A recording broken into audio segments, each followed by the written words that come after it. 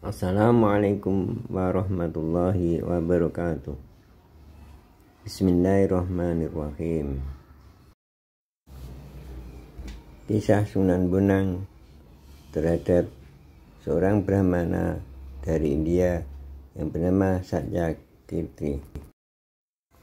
Dikisahkan, pada suatu hari ada seorang Brahmana dari India yang bernama Satyakirti datang ke Tuban. Tujuannya adalah untuk menemui Sunan Bonang. Untuk apakah seorang Brahmana dari India jauh-jauh menuju ke Tuban untuk menemui Sunan Bonang? Yaitu menantang adu kekuatan. Dengan berdiri di atas kapalnya, dia bersumpah, jika aku kalah, akan saya berlutut di hadapan Sunan Bonang. Tapi jika Sunan Bonang kalah, akan kutebas lehernya. Namun sebelum kapalnya sampai di Tuban, tiba-tiba ada badai yang hebat. Badai yang hebat dilawan dengan kekuatan ilmunya. 1, 2, 3 badai kalah. Namun yang kelima, Brahmana kalah. Akhirnya perahu yang ditumpanginya pun tercebur. Sang Brahmana dengan semaksimal mungkin menolong murid-muridnya. Akhirnya bisa selamat.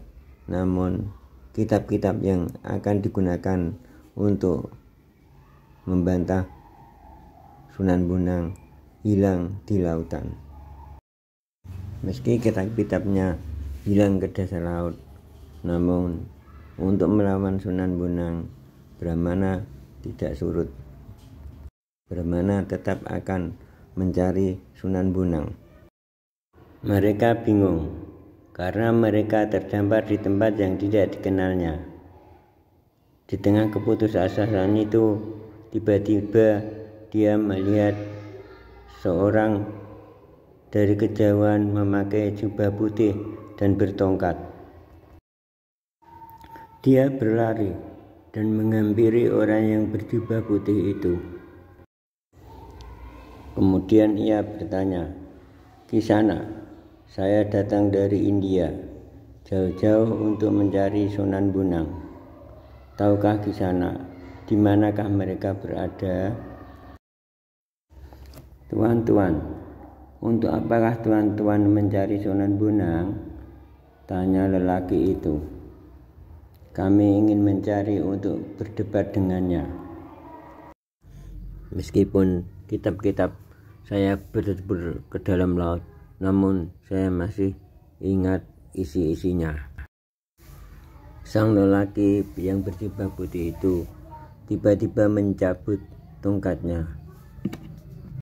Mendadak air tersembur keluar dari tanah, dan air yang tersembur itu membawa kitab-kitab. "Itukah tuan kitab-kitab Anda yang tercebur ke dalam laut?" Sang Brahmana lalu memeriksa kitab-kitab tersebut. "Benar adanya, ini adalah kitab-kitab saya yang tercebur ke dalam laut." Berdebar-debarlah hati sang Brahmana sembari menduga-duga siapakah lelaki itu. Sementara itu pengikutnya yang telah lama kehausan meminum air yang jernih dari semburan air itu. Air itu tidak asin, namun rasanya segar. Sang Brahmana memandang dengan rasa kekhawatiran. Jangan-jangan setelah minum air laut ini, pengikutnya semuanya mabuk. Sang Brahmana pun mencoba air itu. Ternyata segar dan tidak asin.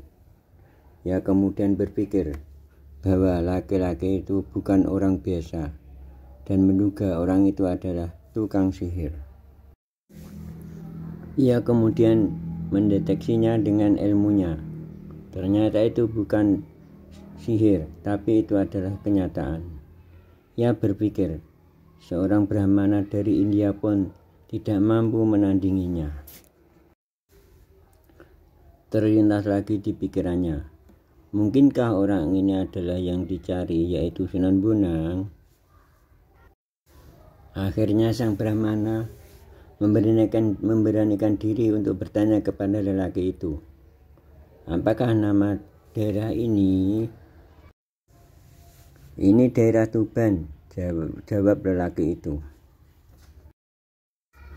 Setelah mendengar jawaban itu, sang Brahmana dan pengikutnya langsung bersujud. Mereka berkeyakinan bahwa lelaki itu adalah Sunan Bonang yang terkenal sampai India itu. Bangunlah, untuk apa kamu bersujud? Bukankah sudah kamu ketahui dilarang bersujud sesama makhluk? Sujud hanyalah kepada Allah, kata lelaki itu. Ampuni saya Paduka, saya tidak tahu kalau di depan saya adalah orang yang tinggi derajatnya. Bukankah kamu yang ingin berdebat dan ingin beradu kesaktian denganku? Kata Sunan Bonang. Mana saya berani Paduka. Engkau telah menciptakan badai dan ombak yang telah menenggelamkan kapal kami. Ilmu Paduka tentu lebih tinggi. Aku tidak mampu menciptakan ombak dan badai. Hanyalah Allah yang mampu.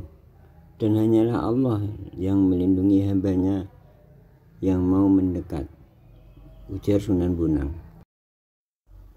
Memang niatnya semula ingin membunuh Sunan Bonang lewat adu kesaktian.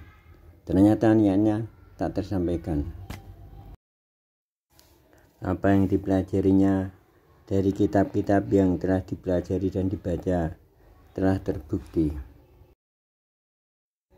Setelah kejadian tersebut, sang Brahmana beserta murid-muridnya akhirnya memeluk Islam atas kehendaknya sendiri. Cukup sekian, kurang lebihnya minta maaf. Assalamualaikum warahmatullahi wabarakatuh.